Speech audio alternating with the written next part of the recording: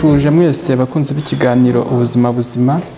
Nk'uko mubimenyereye mu kiganiro ubuzima buzima tuba turi kumwe n'inzobere nyinshi zitandukanye mu by'ubuzima.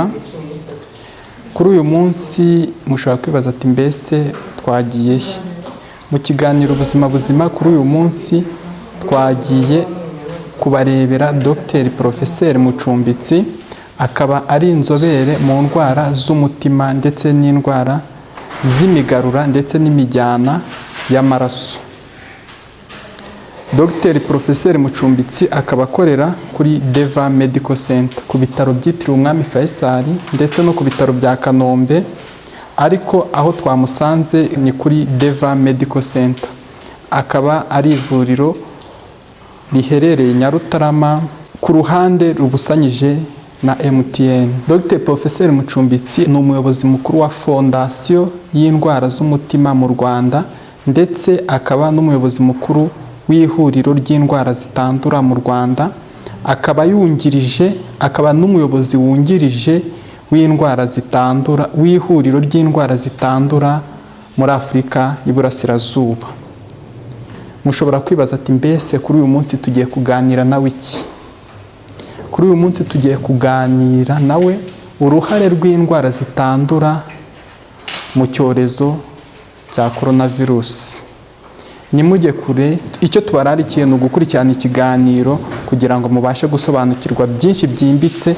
Ushobora kwibaza ati mbese ndwaye diabete, ndwaye umuvuduko w'amaraso, ndwaye izindi ndwara zitandukanye, amahirwe mba mfite yo gukira icyorezo cya coronavirus mu gihe muye nacyo, hamwe n'undi muntu ushobora guhura nacyo atarwaye izo ndwara. Nimujye kure, reka tumuhe ikaze mu kiganiro, abibwire muri rusange, abasuhuze mbere yo gutangira ikiganiro.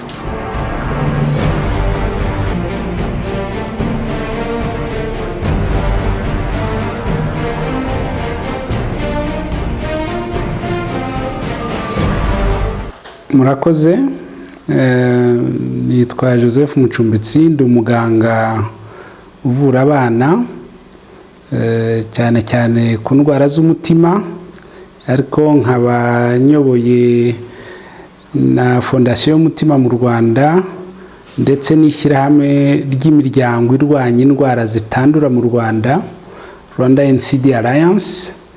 Nkaba ndi n'umuyobozi wungirije w'iryo shyirahamwe ry'imiryango irwanya indwara zitandura muri East Africa. Ndabashimiye kuba mwaje ngo dukore iki kiganiro, kubera yuko muri ibi bihe bya COVID-19 pandemic, iyi ndwara y'icyorezo cyateye isi yose, hari umwihariko indwara zitandura zifite. Turabashimiye kwitabira ubutumire bwacu mu kiganiro ubuzima buzima. Umuntu ashobora kwibaza ati mbese ni uruhe ruhare rw'indwara zitandura mu cyorezo cya coronavirus? Bishatse kuvuga ati mbese umuntu arwaye indwara zitandura, indwara z'umutima, z'umuvuduko w'amaraso, za kanseri, mbese aba afite amahirwe angana iki mu gukira icyorezo cya coronavirus?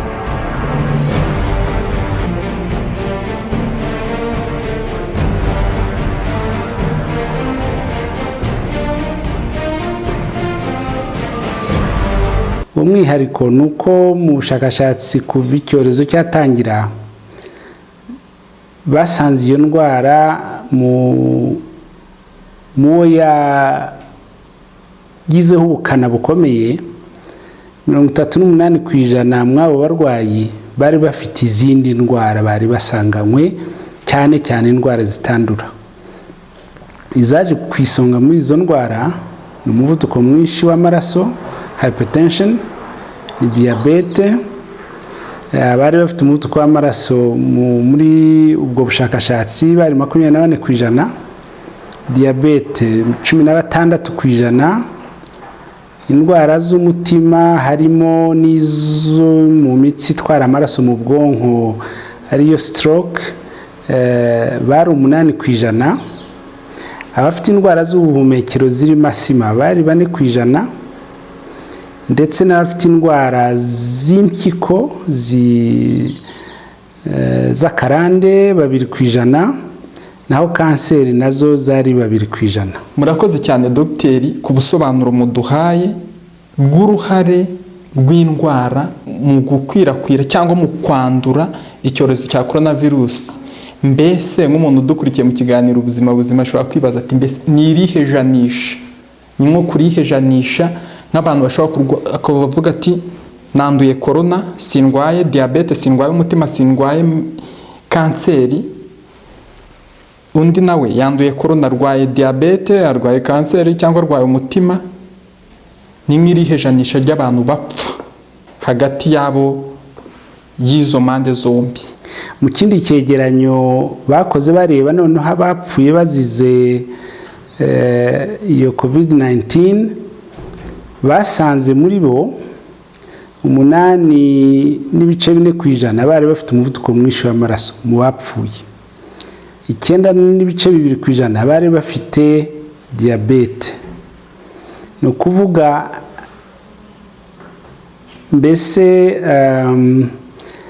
byari inshuro 12 mbese ziyongera ku bantu batari bafite ubwo burwayi ugereranije abazize iyo ndwara ya COVID-19. Indwara z'umutima abari bazifite mu bapfuye bari 13.2%, ab'indwara z'ubuhumekero bari 8%, naho za kanseri abapfuye bari 6%. Nanone nk'uko byagiye bivugwa, byagaragaye no mu bushakashatsi, abantu bafite imyaka 60 cyangwa irenga bagizweho ingaruka zikomeye n'ubwo burwayi bwa COVID-19, ndetse mu bapfuye abenshi mu bihugu byagiye bikora ubwo bushakashatsi bari barengeje imyaka 70. Bitavuga ariko yuko abatoya bari munsi ya 60 batapfaga, ndetse tuzi yuko no mu bana bishoboka. Mbese nta bundi burwayi nk'uko dogiteri umaze kutubwira, za diabete, za kanseri, za indwara z'umutima, indwara z'umuvuduko w'amaraso, ndetse yuko ziri mu ndwara zitandura, mbese nta bundi burwayi bushobora kwihutisha kwandura icyorezo cya coronavirus, yenda ubudahangarwa bw'umubiri buri hasi, noneho bukaba bushobora gutuma abarwaye ubwo burwayi bashobora gupfa ku kigereranyo kiri hejuru cyane kurusha abatarwaye ubwo burwayi? Nibwo mwadusobanura yenda nimba hari ubundi muri rusange bwaba buhari. Ntabwo twakwiyibagiza ko mu bihugu bikiri mu nzira y'amajyambere nk'u Rwanda, muri Afurika tuvuge munsi y'ubutayu bwa Sahara, birumvikana yuko noneho hari n'ubundi burwayi bwandura bushobora gutuma icyo cyorezo kikugiraho ubukana bukomeye. Ubwo ni ukwibutsa ibyerekeye sida, ukwibutsa abafite ikibazo cy'igituntu, ni ukwibutsa abasanzwe bafite indwara zimwe mu zitera ibibazo by'umutima z'umwihariko muri ibi bihugu bikiri mu nzira y'amajyambere. Ndashaka kuvuga rheumatic heart disease, ni indwara y'umutima ariko ikomoka ku gakoko gatera gapfura cyangwa angine, kandi ni uburwayi butakiboneka mu bihugu byateye imbere mu majyambere. Ndetse hakaba n'ibibazo by'umutima byerekeye kubyimba k'umutsi wabwo w'umutima, byo twita cardiomyopathy, nazo zikunda kuboneka muri ibi bice byacu, zidafite ubundi burwayi, indi mpamvu igaragara. Izo navuga ni indwara mbese z'umwihariko dufite mu ibi bihugu biri munsi y'ubutayu bwa Sahara. Tutibagiwe noneho ko kuba yenda ufite n'imirire mibi, malnutrition, cyangwa abantu cyane cyane mu bana, muzi yuko mu bihugu byinshi ndetse n'icyacu usanga abana barenga 30% bafite imikurire idahagije, byo bita stunting, uba wararibonye ibiryo bikeya mu bwana bwawe ku buryo uba mutoya mu biro ukaba na mugufi. ibyo nabyo bakavuga yuko icyo cyorezo kiramutse kigeze mu bihugu byacu byaba indi mpamvu yo kugira ubukana bukomeye.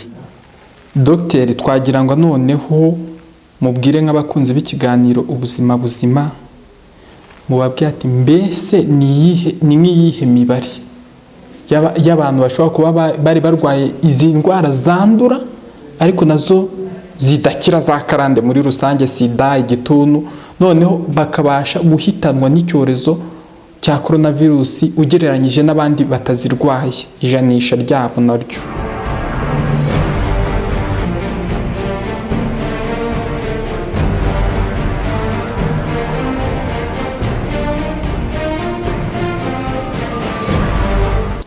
cyane cyane ko ikindi cyagaragaye mu bushakashatsi ku byerekeye umutima, basanze iyo virusi yibasira umutima ku buryo bw'umwihariko, ku buryo basanze abantu hagati y'8 na 12% bagirwaho ingaruka n'iyo virusi, none ikagenda igashegesha umutima ubwawo, ku buryo umutsi w'umutima ubabara ukagira inflammation, ndetse bakagira ngo wagize heart attack, kandi ntabwo uburyo iyo virusi igenda ifata umutima byari byasobanuka byose neza, ariko bagiye banabona no bafite umutima unaniwe gusa, umutsi ntukore neza, umutsi w'umutima ubwawo, kubera iyo virusi. Kandi ibyo babisanze ndetse muri 22% mu bantu bafite indwara ifite ubukana bukomeye ya COVID-19. Mbese nk'abakunzi b'ikiganiro ubuzima buzima ashobora kwibaza, twabikoraho iki kugira ngo tutandura icyorezo cya coronavirus mu gihe dufite izo ndwara? Dr. ni nk'iyihe nama muri rusange wagira nk'abakunzi b'ikiganiro ubuzima buzima? Kuko tuzi ko inama Minisiteri y'Ubuzima irazitanga, ibigo bibishinzwe birazitanga, ariko muri make nko mu bantu muhura nabo bafite icyo kibazo cy'indwara zitandura, nubwo nabo Minisiteri y'Ubuzima itabibagiwe, ni nk'izihe nama mwabagira muri rusange zo kwirinda icyorezo cya coronavirus ndetse no n'abandi bantu muri rusange? Kuko icyo ikiganiro ubuzima buzima kibereyeho ni ukugira ngo abantu bose barusheho kugira ubuzima buzima.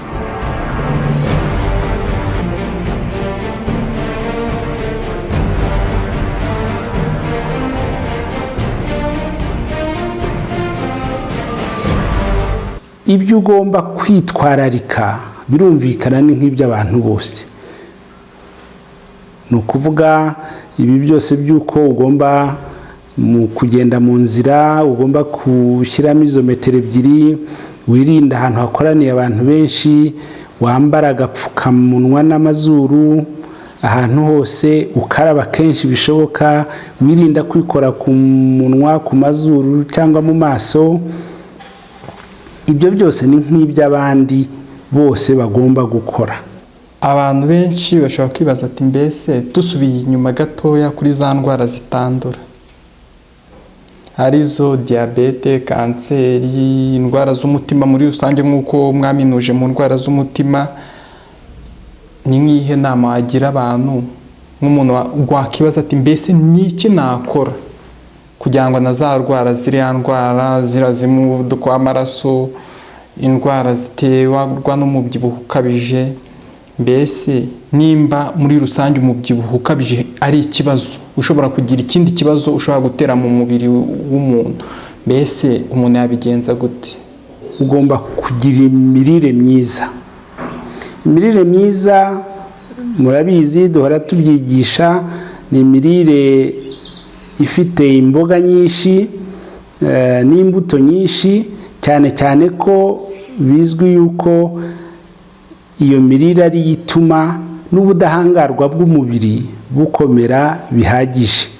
Imbuto nyinshi, imboga nyinshi, inzoga ukanywa nkeya cyangwa byashoboka ibyiza ukanayireka, ukagabanya isukari bishoboka cyane cyane mu binyobwa, ugakora imyitozo ngororamubiri. Nibutse yuko ibyibura iminota 150 mu cyumweru cyangwa se iminota 30 ku munsi y'imyitozo igereranije, cyangwa se wakora siporo ifite ingufu ugakora byibura isaha n'igice mu cyumweru. Niba ugomba kwicara rero imuhira cyangwa ukorera imuhira, jya wibuka buri minota 30 guhaguruka utembereho gatoya, ugende unanure ingingo kugira ngo ushobore kuguma ufite ubuzima bwiza. Ndumva dukwiye no kwibutsa ni ibiki bishobora gutera za ndwara zitandura, ni iki umuntu agomba gukora kugira ngo azirinde, niba zitaramugeraho cyangwa niba zaramugezeho agerageze kugabanya ubukana bwabyo. Twibutse yuko tugomba kugabanya amavuta cyane cyane aturuka ku nyamaswa, ariko noneho twibutse umunyu. Abantu ntabwo bawibuka kenshi. Muzi yuko cyane cyane ku bantu bafite umuvuduko mwinshi w'amaraso ntabwo bagomba kurya umunyu mwinshi. Mwibuke yuko nabivuze ibinyobwa birimo amasukari menshi cyane cyane ku bana bituma ubunini bukabije butangira hakiri kare. Nabyo umuntu agomba kugorora igiti kikiri gito, agahera mu bana, abaha indyo yuzuye irimo imboga nyinshi n'imbuto nyinshi kugira ngo batazagira ibiro byinshi igihe bazaba bakuru. Kandi nibutse yuko n'abana b'ingimbi bashobora kurwara indwara zitandura, harimo nk'umubyibuho ukabije ushobora kumutera diyabete akiri na mutoya, n'umuvuduko mwinshi w'amaraso birashoboka. Rero duhere mu kwigisha abana cyane cyane muri iki gihe bari mu rugo kutaba bari kunywa ibinyobwa birimo isukari nyinshi, mubigishe kunywa amazi kugira ngo mubategurire ejo heza. Kugira ubunini bukabije nabyo twakwibutsa yuko ntabwo ari ukumenya ibiro gusa, ahubwo bagomba kujanisha ibiro byawe n'uburebure bwawe kugira ngo babone body mass index, ariyo yonyine ivuga niba ufite ubunini bukabije ugereranije n'uko ureshya. Amavuta nayavuze, twibutse ko muri ya cholesterol harimo ubwoko bubi bwongera amahirwe make yo kurwara umutima, ariko harimo n'ubwoko bwiza tugomba kugerageza kongera, turya imbuto nyinshi n'imboga nyinshi.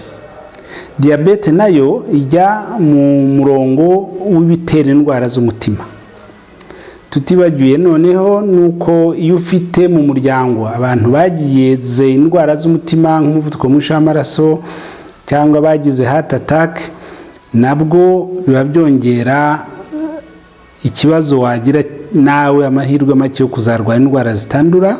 Uko umuntu asaza birumvikana byongera amahirwe makeya yo kurwara izo ndwara.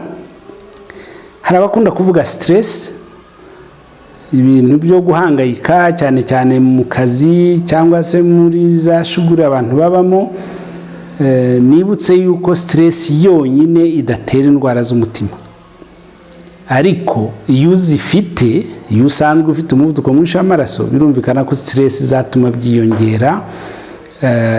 Iyo ufite stress ni ukuvuga bishobora yenda gutuma unagira imirire mibi kubera izo shuguri wirirwamo, ariko ubwayo stress yonyine ntabwo yakagutera indwara z'umutima niba nta ibindi byose witwaye neza. Icyanyuma najya ngarukeho nibyerekeye itabi. Itabi kubera yuko niyo mpamvu ya mbere indwara z'umutima, ibyo birazwi kuva kera, kuva mu 1980 mu iyo myaka bari bazi ko indwara z'umutima nyinshi ziterwa n'itabi. Ni nayo mpamvu umuryango mpuzamahanga wita ku buzima washyizeho umunsi kuva muri 1987 yashyizeho umunsi mpuzamahanga wo kurwanya itabi, World No Tobacco Day. Uwo munsi rero wizihizwa buri mwaka ku itariki ya 31 z'uku kwezi kwa gatanu. Najya mbonereho kuri iki kiganiro nibutse yuko itabi ryica abantu benshi cyane.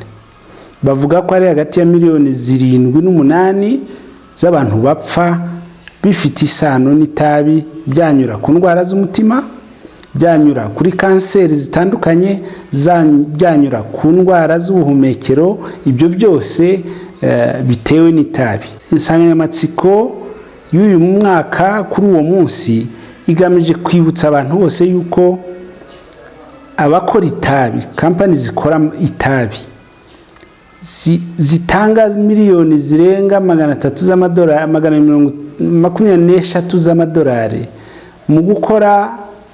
mu kwamamaza itabi, cyane cyane ku bana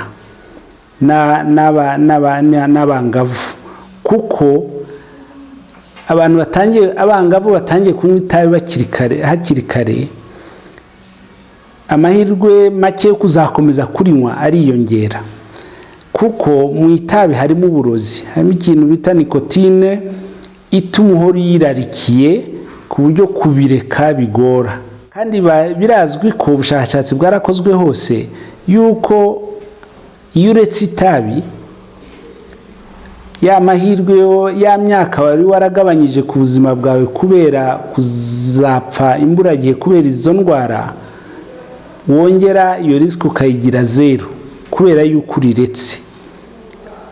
Rero bifite agaciro gakomeye kureka itabi. Nibutse kandi yuko itabi byaragaragaye ko si ukuritumura gusa wowe ubwawe, ahubwo no kurinywera ahantu abantu bari, cyane cyane abana, iyo bahumeka iyo myotsi uri gutumura, nabo bibongerera amahirwe makeya yo kurwara indwara z'umutima n'izindi. Ibyo bita second hand smoke, nayo ubwayo ni ikibazo. Byagaragaye ndetse yuko nayo yica abantu benshi mu isi. Nitwigishe abana n'abasore n'inkumi kumenya imitego bategwa n'abariya bakora amatabi. Noneho bisigaye binyuzwa muri za social media, za Facebook n'ahandi, za message zikangurira ingimbi kunywa itabi, babashukisha ibishushanyo byiza n'ibindi. Isegereti bazanye ngo noneho ya e-cigarette, uvuga yuko nta mwotsi izana, nayo byagaragaye neza yuko ari itabi ahubwo ribi kurusha riri utumura. Kimwe n'ibyo bita shisha, twagize Imana mu Rwanda bakayica, nayo nubwo nta mwotsi izana yica abantu kandi yongera amahirwe make yo kurwara indwara zitandukanye. Ryaba itabi rizana umwotsi cyangwa ritazana umwotsi, byose ni bibi. Tugomba kubikangurira abana n'abasore kugira ngo bakure bazi yuko itabi ari ribi, kubera yuko ritera ibibazo bikomeye mu buzima. Twibutse rero yuko uwo munsi mpuzamahanga ni uwo kugira ngo twongere dukangurire imiryango yacu, abantu bose, yuko bakwiye kureka itabi. Nta na rimwe biba kureka itabi bidashoboka, nuko gusa bisaba ubufasha budasanzwe kwa muganga. Habaho imiti bashobora kugufasha. Kugeza ubu mu Rwanda centre y'Indera niyo ibikora yonyine hari, bashobora kugufasha iyo ubishaka koko kugira ngo ureke itabi. Itabi ryagaragaye naryo mu mpamvu zo kurwara COVID-19 ikakugiraho ubukana, n'itabi rifite icyo ryongera. Murakoze cyane ku busobanuro bwimbitse muduhaye Dr. Ariko nk'umuntu udukurikiye mu kiganiro ubuzima buzima ashobora kwibaza ati, mbese mukurikije nk'ibyegeranyo byagiye bikorwa ku buryo butandukanye, ni nk'iyihe mibare ijanisha ry'abantu banywa itabi banduye icyorezo cya coronavirus, noneho ugereranyije n'abantu batanywa itabi?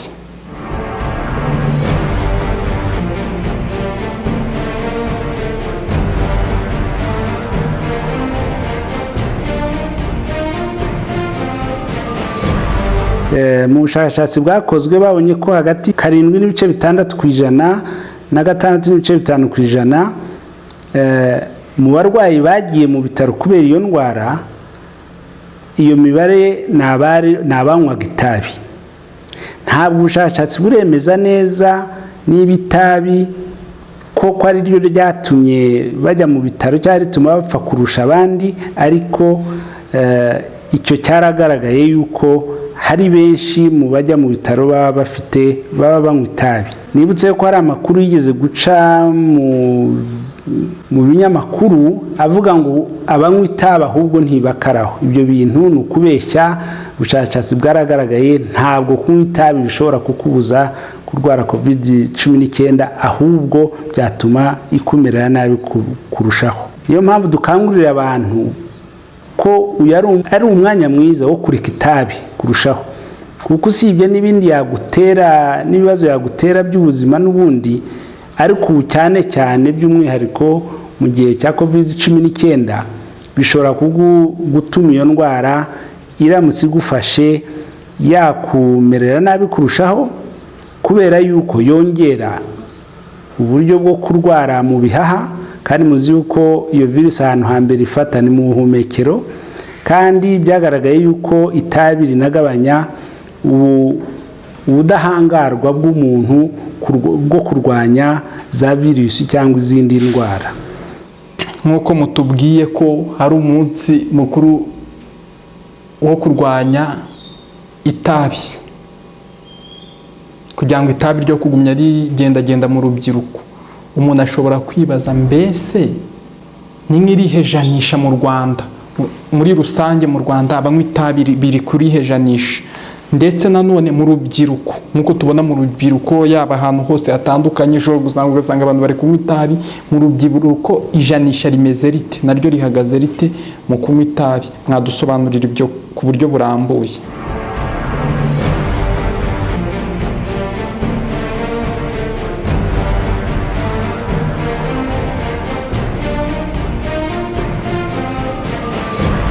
Mu Rwanda hari abantu benshi banywa itabi, kuko mu bushakashatsi bwakozwe muri 2012-2013 basanze 12.8% mu bantu bari bakozweho ubwo bushakashatsi bita step survey, mu bantu 7,200 banywaga itabi. Higeze kuba n'ubushakashatsi mu basore n'inkumi muri 2008 byagaragaza ko 11 kugera kuri 13% banywaga itabi mu basore bari munsi y'imyaka 20. Rero dukwiye twese gufatanya, cyane cyane tukibutsa yuko abasore n'inkumi bakwiye tukabafasha, kuko byose bibera mu mashuri. Cyane cyane u Rwanda rwasinye amategeko mpuzamahanga yo kurwanya itabi. Mw'ayo mategeko harimo kutanywera itabi mu ahantu hahurira abantu benshi, biranditse mu mategeko, ariko ikigaragara nuko mu kubishyira mu bikorwa hatarajyamo ingufu zihagije. Niyo mpamvu twashakaga gushima umushinga uri mu mujyi wa Kigali w'uko Kigali yazaba umujyi utagira itabi. Ni umushinga bazafashwamo na Bloomberg Foundation na icyo bita Vital Strategies. Ni imiryango ishyigikiye ko habaho imijyi ifite ubuzima bwiza. Kigali yatoranyijwe mu yindi mijyi 5 mu isi kugira ngo hageragezwe izo gahunda.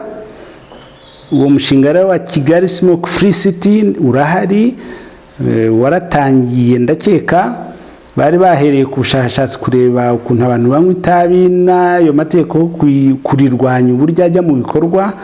Ibyo bisubizo turabitegereje, ariko ni byiza yuko umujyi wacu wa Kigali uri muri iyo gahunda yo kugerageza kugabanya itabi bishoboka, ndetse bakarihasha 100%. Ntihagire umuntu uzongera kunywa itabi muri Kigali, kugira ngo ryahazabu baca umuntu unywa itabi ahantu abantu bateraniye. nibutse ko mu mategeko bavuga hagati y'ibihumbi 10 na 50 kuko batangirwa bice ababikora. umuntu utaye muri otobisi bamuca ayo mafaranga, urinywa mu kabari, mu hoteli, mu nzira. Ibyo bintu rwose babishyize mu bikorwa turizera yuko byagira umusaruro kugira ngo abantu bareke kunywa itabi. Murakoze cyane dogiteri ku busobanuro muhaye abakunzi b'ikiganiro ubuzima buzima, abaherereye impande enye z'isi ndetse bose bumva ururimi rw'ikinyarwanda. Umuntu ashobora kwibaza, kuko hari umukunzi w'ikiganiro ubuzima buzima watubajije ikibazo gikurikira mbere yo kuza kubareba, kuko akenshi twubahiriza ibyifuzo by'abakunzi b'ikiganiro ubuzima buzima. Yaratubaje ati njya kwa muganga bakambwira ngo nta muvuduko w'amaraso mfite, ariko umutima wanjye utera cyane. Ibyo byaba ari indwara, byaba ari ikibazo kihe? Uwo muntu muri rusange mwamumara amatsiko mukamusobanurira ku buryo burambuye. Umuvuduko w'amaraso ushobora kuba ari mwiza ariko umutima wawe wihuta, bishobora kuba uburwayi. Ariko mbere yuko tubifata nk'uburwayi tubanze twibutse yuko iyo uri kwirukanka umutima urihuta, iyo ufite ubwoba umutima urihuta, iyo wahagira cyangwa uhumeka nabi kubera impamvu zitandukanye umutima urihuta. Rero ibyo byose niyo mpamvu umuganga gusuzuma akakubaza neza igihe bikuberaho. Noneho haba n'uburwayi bw'umwihariko bw'uko umutima ushobora gutana, ukajya unyuzamo ugatera vuba cyane birenga 180 mu munota. Icyo gihe turavuga ni tachycardia, ni tachycardie. Icyo gihe nabyo bishaka ko babikurikirana bagashaka impamvu. Zishobora kuba nyinshi rero, ariko ibyiza ni uko bagukorera kiriya kizami bita electrocardiogram ECG. Nicyo cyonyine kigaragaza umutima wawe uratera ku mujya umwe cyangwa se iratana, ntikurikize umutima uratana ntukurikize umujya umwe, cyangwa se urihuta urarengeje 180 koko. Ibyo byose niho babirebera. Ibyo ni umuganga w'umutima uzi kubisesengura. Murakoze cyane dogiteri. Tugana ku musozo w'ikiganiro ubuzima buzima, ni izihe nama ndetse n'ubutumwa mwaha abakunzi b'ikiganiro ubuzima buzima?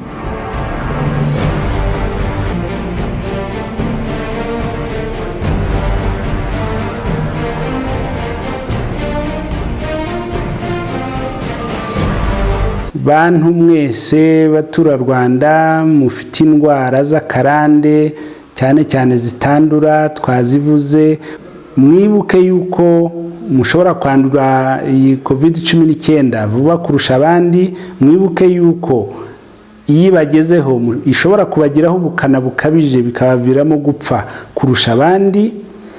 Kandi nibutse yuko mugomba gukomeza kunywa imiti mwafataga n'ubundi.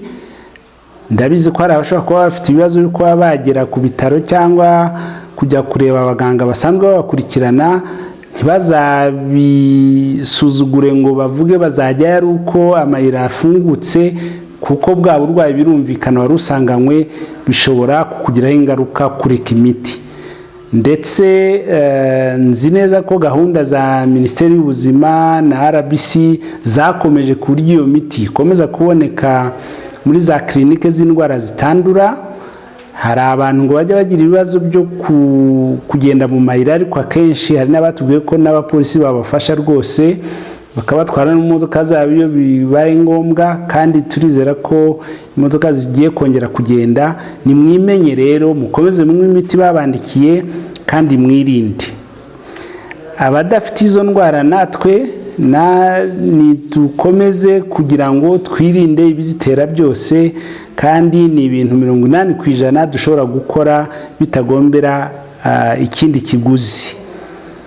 Naho ubundi twibutse ko itabi riri mu bintu bikomeye bitera indwara zitandura cyane cyane z'umutima na kanseri, kandi ko kuri 31 ari umunsi mpuzamahanga wo kwibutsa ko itabi rigomba gucika bishobotse bitari mu mujyi wacu wa Kigali wa kapitali ariko no mu gihugu hose, kugira ngo abantu bareke kunywa itabi kubera yuko rifite indwara nyinshi zishobora gutera, cyane cyane mu iki gihe cya COVID-19, kuko abanywa itabi bafite nabo amahirwe makeya yatuma barwara iyo COVID-19 kandi ikabagiraho ubukana budasanzwe.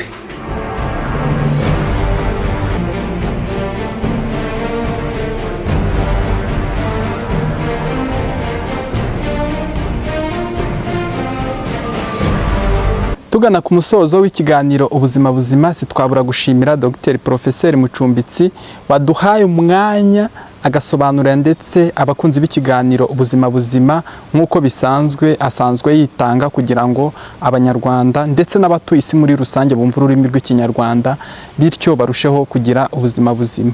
Sitwabura gushimira n'ubuyobozi bwa Deva Medical Center bwaduhaye umwanya ndetse n'ahantu ho gukorera kugira ngo tubashe gukorana na Dr.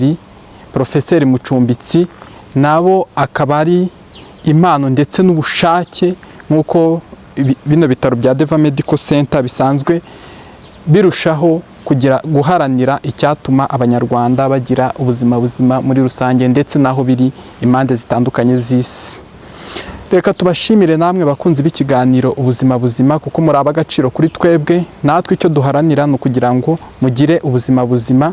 Inzobere nyinshi zitandukanye mu by'ubuzima tuzazibagereraho bityo mubashe gusobanukirwa byinshi byerekeye ubuzima bwanyu.